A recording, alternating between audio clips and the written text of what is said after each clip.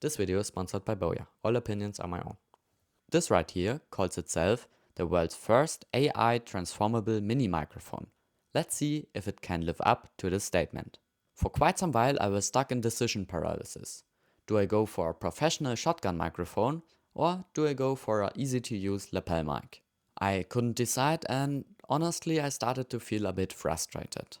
And maybe I even lost a bit of the interest in making videos. That's when I realized it's not just about pure sound quality, but also about the practicality and the ease of use. And let's be honest, most microphones these days are already good enough for YouTube. And some people even record straight from their iPhone. So what can go wrong?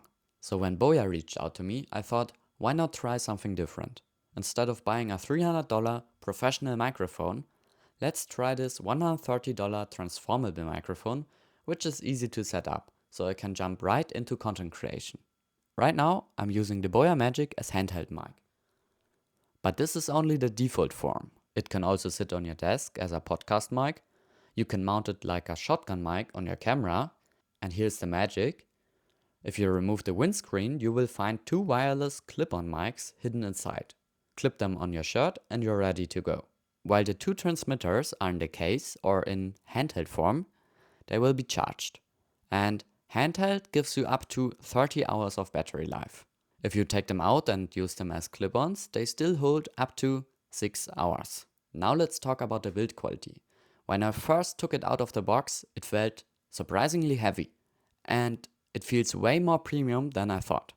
Online it felt a bit cheap, but now I can tell you, in your hands it actually feels quite solid. The little details are great. The case door is held closed with magnets and the receivers also lock in magnetically too. You can use the clip or the magnet piece on the back to attach them easily on your clothes. Now let's dive into the features. Inside the BOYA Central app, you can adjust the gain in 3 levels.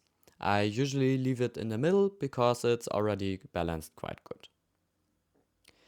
There is also the option to use an equalizer. You can either use the EQ preset or create your own custom one. I don't use this much since I add it later, but if you want polished sound right from the microphone, this is a super useful feature. Then there's the safety track. It records a second audio track at -12 decibels, perfect if you're shooting something you can't redo, for example a wedding. And the most interesting feature, AI noise cancellation. This thing cuts up to 40 decibels of background noise. At first, I was skeptical. I thought it sounded a bit dull in other reviews. But honestly, when I tried it myself, I was super surprised how well it worked. But decide for yourself.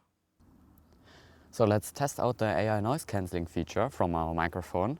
I have my skateboard with me and in a second I will go down there and let's see how the microphone sounds without noise cancellation, and then we will turn on the AI noise cancellation and we will see how much of the background noises can be removed. So let's start without AI noise cancellation. And that's how I sound without the AI NC. You should hear the skateboard pretty clearly. And now let's turn on.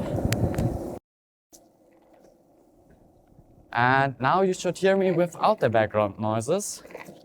How's the quality? What do you think? That's pretty impressive, right?